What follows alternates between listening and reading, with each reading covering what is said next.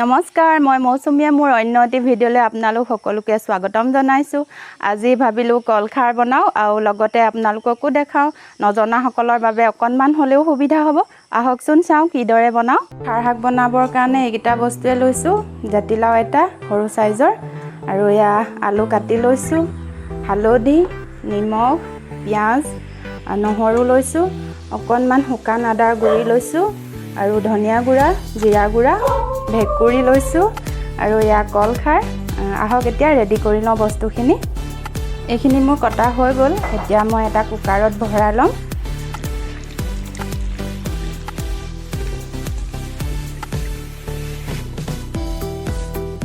লগত ভেকুৰিখিনিও দি দিছোঁ।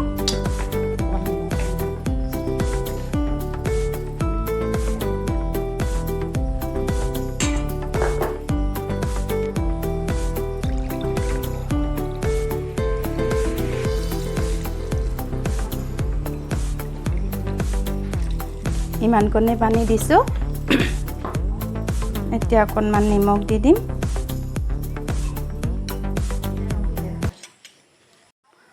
এয়া 4টামান চিটি অহালৈকে আমি গেছত উঠাই দিছোঁ।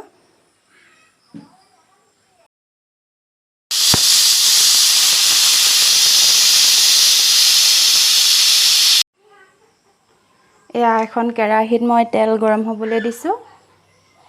এতিয়া মই পিঁয়াজখিনি দি লৈছোঁ।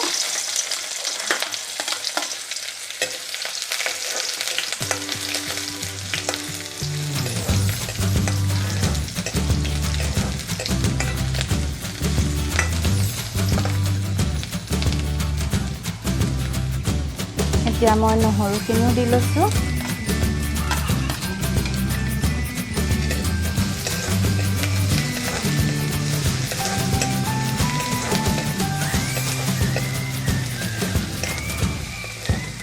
খাৰ শাক বনালে বেছি মছলাৰ প্ৰয়োজন নহয়, অকণ অকণ লৈছোঁ আৰু।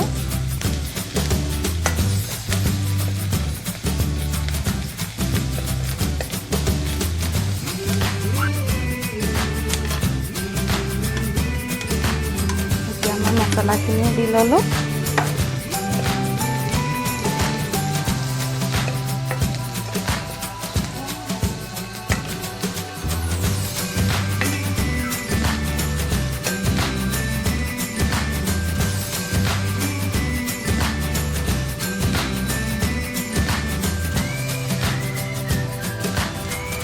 হালধি নিদিলেও হয় খাৰ শাকত, মই এনেই অকণমান দি দিছোঁ।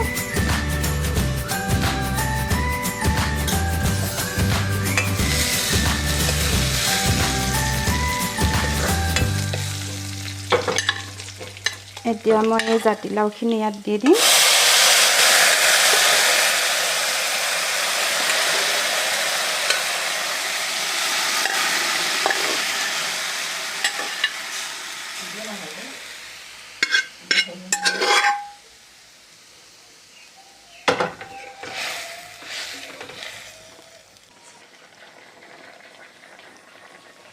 এতিয়া মই এয়া কলখাৰখিনি দি দিম।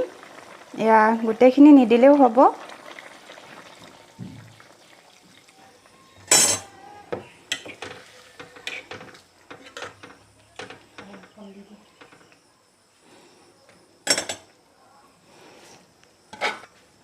এতিয়া অলপ সময়ৰ বাবে মই ঢাকোনখন লগাই দিছোঁ।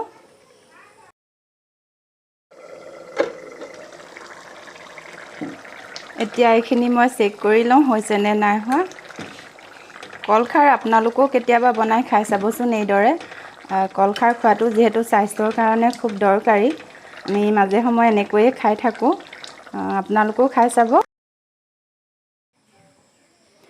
এয়া মোৰ খাৰ শাক খাব পৰা হৈ গ'ল। আৰু মোৰ খাৰ শাকৰ ভিডিঅ'টো যদি ভাল লাগিলে লাইক কমেণ্ট কৰিব আৰু যিসকল নতুনকৈ আহিছে মোৰ চেনেলত ছাবস্ক্ৰাইব কৰিবলৈ নাপাহৰিব। আজিলৈ ভিডিঅ'টো ইমানতে সামৰণি মাৰিছোঁ। ধন্যবাদ।